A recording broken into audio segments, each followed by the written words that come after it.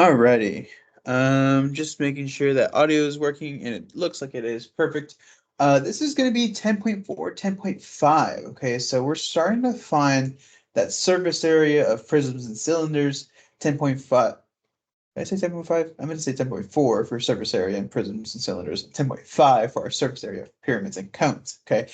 Now the reason why we set this up the way that they are, right? We're setting up prisms and cylinders. One's a polyhedra, one's not a polyhedra. Pyramids and cones, one's a polyhedra, the other one is not a polyhedra. And that's just kind of weird. Yeah, that is just kind of weird. Um, However, there is a good reason for it in that the calculation is very similar for those two different kinds of things. And so we're going to, use that to our advantage here. Okay. Now, kind of just preface this with everybody. Uh, this whole key point one here, that's way too much to read. Okay, way too much to read. I don't want to read it. You don't want to read it. I know for sure. So don't necessarily, disregard it, but definitely like read it once or twice. And if you still don't understand, just kind of, just kind of pay attention. Do the understanding by working. Okay, this is the way I would put it. So if we look at this, we have another key point that we must look at first before moving on. And this is how we're going to find the lateral area and the surface area of our prisms. Okay. Now, I got to preface this first again. Okay. There's a difference between the lateral area and the surface area. Okay. Obviously, there's some sort of difference. You use one equation and the other one. And, well, I don't know. I think that's a little self-explanatory. However, the lateral area is going to be the whole area, but not with your bases, either of your bases. Okay, remember for a prism, it's always going to have two definitive bases. However, for the lateral area, you do not want the base, the area of the base, I should say. Okay. Surface area, however, will be the entire prism. It wants the entire area. Okay. So we'll do this, understand this by doing. And so we'll start off with our lateral area because we need the lateral area to solve our surface area. Go ahead and find that. So in example one, find the lateral area and the surface area of the triangular prism. Well, luckily for us, we already have lateral area space for here, and we have surface area space for us as well. So makes things a little bit easier for us. Only a little bit though. Okay. So in this problem here, we had to figure out what our lateral area is, but we needed to first establish what our bases are. Okay. Well, it says a triangular prism, so I'm going to use the triangles as my bases. So if this is a triangle here, and this is supposed to be the other triangle here, again, trying to keep that illusion of that, backwards idea, right? The dotted lines are behind the actual figure that we actually can't see those, but they exist. Okay, so we'll keep those two triangles out of here, and you can do this one of two ways. You can just, figure out what this how do you say this oh, I had a thought here and I'm missing it. Oh geez.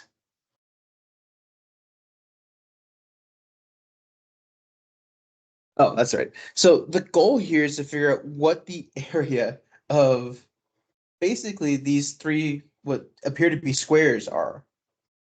And so the only way for us to do that is to take the perimeter. That's what this P is, like base perimeter. And since we know these are all equilateral triangles, we're going to say, well, L equals our perimeter times the height, right? Perimeter base. That's where the P comes in. Look up there, that red marker right there for P. So L is going to equal the base, or the perimeter of the base of the triangle. So the triangle has a perimeter of 6 and 6 and 6. So we've got 6 plus 6 plus 6. we need to figure out the height. Well, the height between the two triangles that are here is going to be 6 as well. Okay, this is only going to work because we have equal parts here. It might not always be just 6, right? It might not just be one single number. So just be a little careful there. But you add up all those values, get 18 times 6, get 108 centimeters squared. Okay. Now, for our surface area is going to take our S, right, the surface area, and that's going to be equal to L plus that 2B. L, of course, is going to be our lateral area, so S is going to equal 108 plus 2 times the area of the base. In this case, the area of the base is going to be that triangle, so we need to figure out what the area of the triangle is. But if we can see from here, we don't exactly have a height value, so we can't actually figure out the area of this triangle. But we can. Because we know this is an equilateral triangle, let's go ahead and split it right down in half. And so let's recreate that triangle right here. We know that this is going to be a 6. We know we just split it right down the middle. We have this 3 here for our leg, and we're actually trying to find out what this left-hand value is here, because that's supposed to be our h. And the easiest way to do that, Pythagorean theorem. So 3 squared plus h squared equals 6 squared.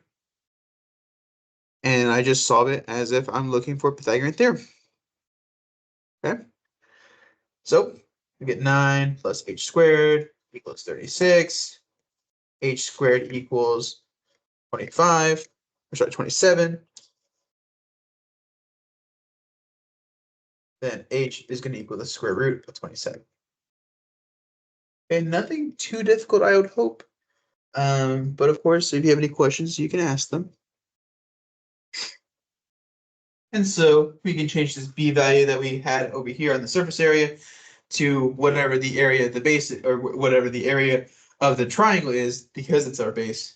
We have that 1/2 times the base of the triangle, which is 6, times the square root of 27. And so what you should get is 108 plus 31.77. And the surface area in total is now going to be 139.177. Oops, I'm missing a 1 right there. 177 centimeters squared.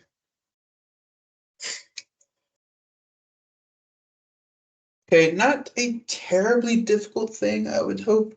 I know for my odd period, or sorry, my even periods, y'all got to kind of see this with Legos. However, for my odd periods, you don't even get to see that. Maybe in another day, just not right now. Okay, maybe another day though. But that's how we do this. And the cylinder is very, very similar to our perimeter here, or sorry, not our prisms. Okay. And it's pretty much the same thing, just with the area in the, or sorry, not the area, the bases are just circles. You find the area of the circles. It's really just pretty much the same again, like I said. So really, what the surface area is going to equal, right? S is really going to equal our L, right? The lateral area plus 2 pi per squared, and that's it. Nothing too serious here. Okay, so as long as you know how to find the area of a circle, you know how to find your lateral area, you should be fine, theoretically, right? All this is on your reference sheet. So I'm hoping we will be okay. Okay. But we do have some examples here. Let's find the lateral area and the surface area. We'll do the lateral area on this side.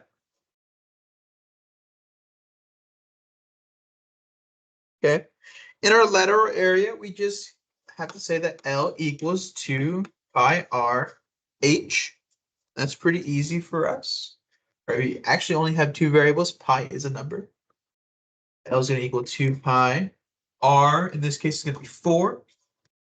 H, height is going to be 8. And would you look at that? If we were to leave this in terms of pi, this is actually going to be 64 pi. But if we reduce it to our third decimal, this is going to be 201.062, in this case, meters squared. Okay. And then we'll use this 201.062 meters squared in our surface area.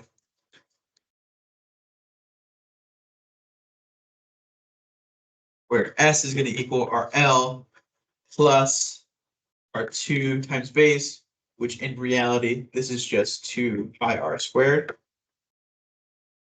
So S now equals 201.062 plus 2 pi 4 squared. You plug this all into a calculator, we will get a 301.593 meters squared.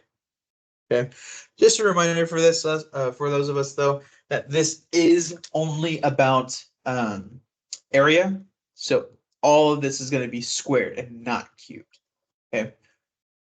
The best way I can explain it is basically thinking that, well, how much space does it occupy on strictly the outside of the shape? So like how much space does a soda can kind of take up? How much space does a paper towel roll or a desk or something like that? Kind of think about it like that in a sense.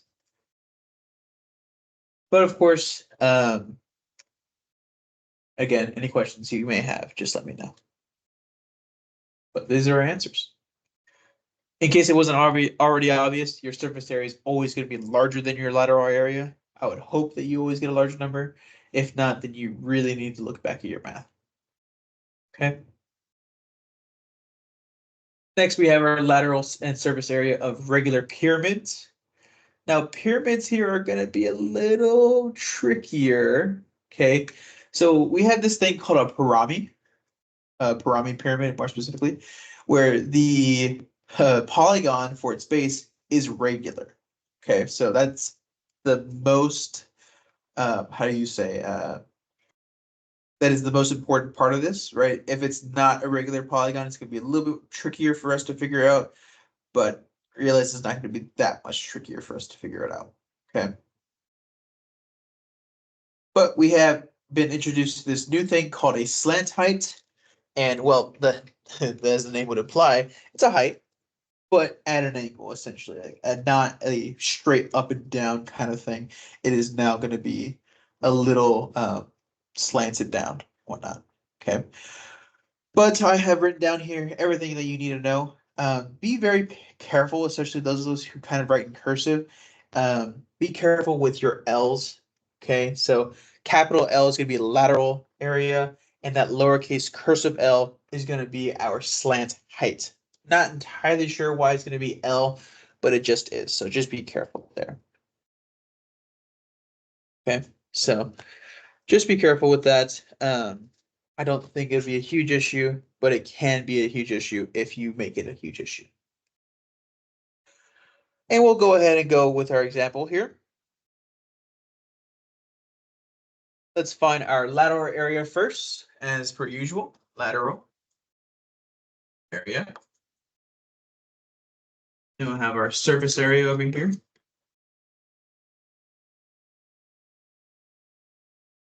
Lateral area for a pyramid is asking us to find L equals 1/2 times P times L. Again, this L is going to be the slant height, so be careful.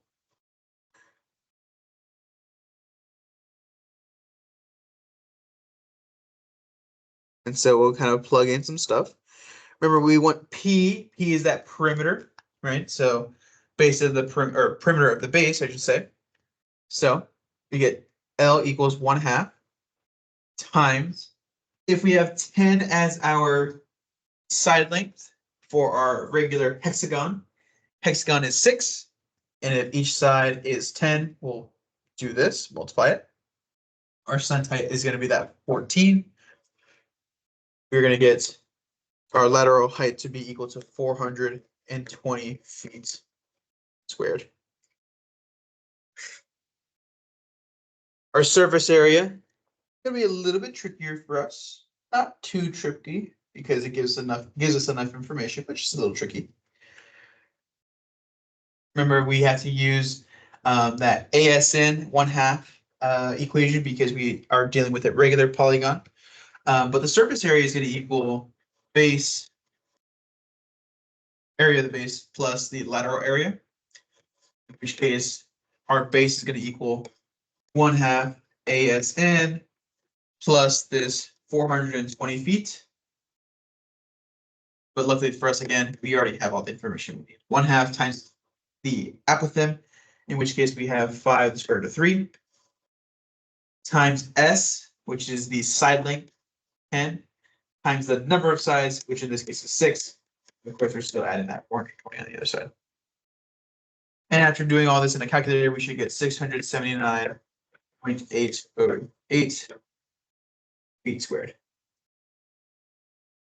Okay.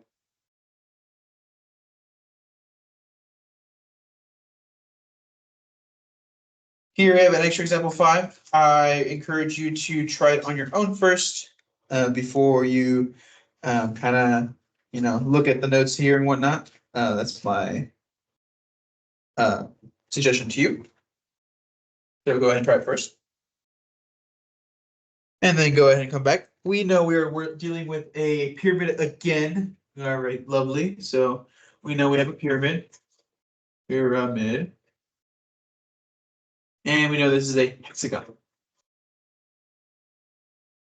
Yeah, so 6-sided.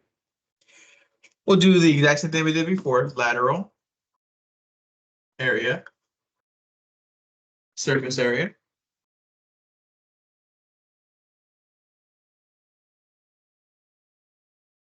And we'll just find these values. So the lateral surface area, of course, is going to be that L equal 1/2 times the base of the perimeter.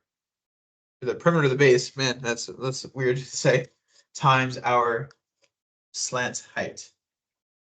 So L is going to equal that 1/2 times, we have 8 as our side length, 8 times 6, because we have a hexagon, so 6-sided. And then we still have that slant height of a 20 right there. L is going to equal 480 feet squared, just like so. Surface area, that B plus L, capital L, I should say, S is going to equal 1/2 ASN plus that's 480 feet. Again, we still know all that information. 1/2 times the apothem, 4 to the square root of 3, times side length, 8 times 20. Oops, not times 20. Times 6, because that's the number of sides that we have, plus that 40 at the end. Okay, remember, order of operations, multiply first, then add. And you should get an answer of 646.277 feet squared. Okay.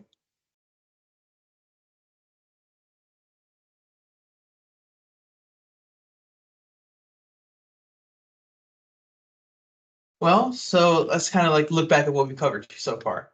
We figured out how to do it for a prism, and then we found out how to do it for a cylinder. Although I'm looking at these, I'm thinking the examples are a little lacking here, just a little. But we did take out a chunk of this from the lesson. We don't need some of the other stuff that was in this lesson. So we, as you can see, we go from example 2 to example 5, right? Like that doesn't make any sense. Because where did 3 and 4 go? But we did skip some examples because, quite frankly, we don't need them for our purposes. But we're still not quite done. We still have our 6th key point here. We're gonna look at a cone. And this actually isn't our last key point. We have one more after that. You can browse ahead if you'd like to, but don't worry about it. Okay, you'll be okay. Okay. But for a cone, okay, a cone, usually you're probably gonna have to find something. Okay, that's just the kind of nature for it, right? Um, and that's okay. That's okay. Um, but we'll work with what we got, right? So we have this lateral area for a cone. We have to find our surface area, of course. And there is this relationship between the two of them. Okay. So just kind of take these notes down and whatnot. This idea with this right triangle here, that's what I was alluding to earlier, that you're gonna have to find something. Usually probably either a height, I would say. It really just depends. But no matter what, you're always gonna have your R, unless of course it doesn't tell you what the R is, but more likely than not, it'll probably tell you what your radius is. So let's see an example. Find the lateral area and the surface area of the right cone. Well, I'm going to start off with lateral. And then we're going to have surface.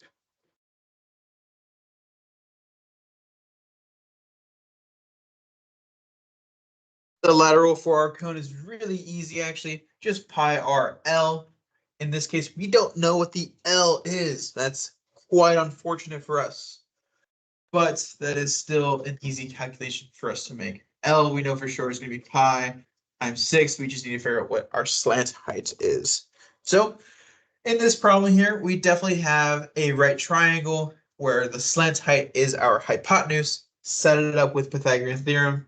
8 squared plus 6 squared equals, we'll put it as L squared. We get 64 plus 36 equals L squared. 100 equals L squared. And you can see exactly where we're going with this. Oops.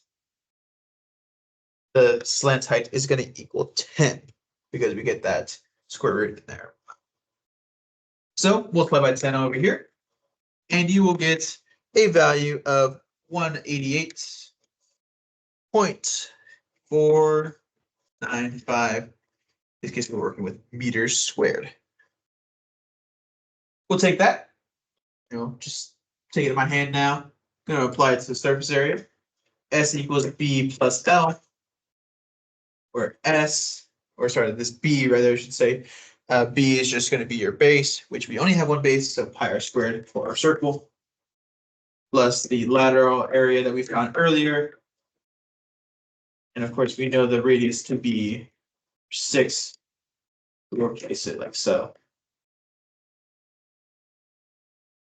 So in conclusion, our answer here for our surface area is going to be 301.592. So get your units, meters squared.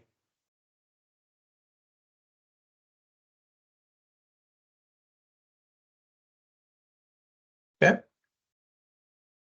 Here we have our final key points, and we're talking about the final shape that, or final solid that we have not covered yet, and that of course is going to be our sphere. Okay. Couple of different things, right? Some things are reappearing. We have this radius, we have this chord, we have this diameter with a center. Okay. All of this is all relating back to our last unit of our what's it called? Oh, it's my tongue. With our circle unit, sorry, our last circle unit, or last unit with circles, unit 9, where we talked about all these different things. Okay. And whenever I actually teach this lesson, I will be bringing a baseball, just so that we can see those 4 circles here, so that some of us can kind of understand what I'm talking about here. It's actually quite interesting how a circle is kind of made up. It's really weird, but quite interesting. Okay. And the nice thing here to kind of think about is that the lateral surface area doesn't actually exist, or sorry, the lateral area doesn't exist for a circle because there are no lateral edges. There's nothing to measure there, right? It's impossible. So we only have surface area, okay? In which case it's 4 pi r squared, okay? So we can figure that out pretty easily, actually. So if we have example 7a here, we're trying to find the surface area of each sphere. This one should be relatively easy, right? Try it on your own first, of course, if you can. But we'll plug it into our equation. S equals 4 pi. In this case, we have an r value, a radius value of 8. And that's actually very easy for us. It's going to be 804.247. And this is in inches, so inches squared.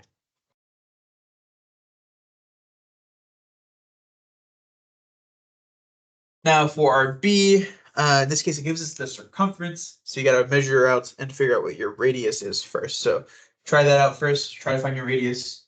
Remember, things are a little bit easier. Okay. Come on back. And if we know that the circumference is equal to 2 pi r, we can definitely figure out what our radius value is, because by transitive property, 12 pi equals 2 pi r.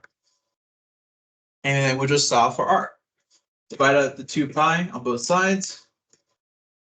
Both pi's are going to cancel. These two are going to cancel here.